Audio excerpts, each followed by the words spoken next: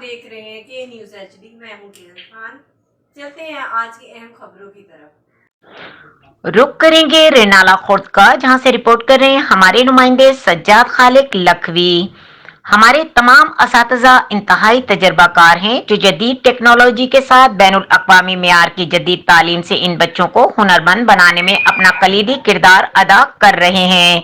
यही वजह है कि हमारे बच्चे आने वाले कल में दुनिया में अपना मकाम बनाकर मुल्क और कौम नाम रोशन कर रहे हैं।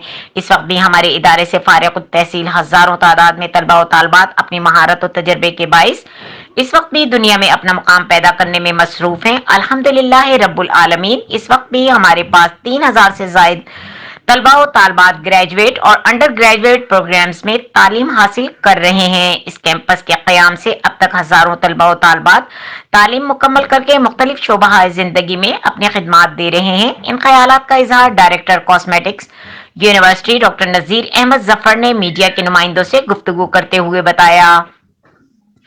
उन्होंने मजीद बताया कि हमारी कोशिश है कि हम अपने बच्चों को इस तरह के जेवर तालीम से आरास्ता करें कि वो दुनिया के किसी भी मुल्क में अपने अपने शोबों में अपना कलीदी किरदार अदा करके एक कामयाब इंसान बन सकें।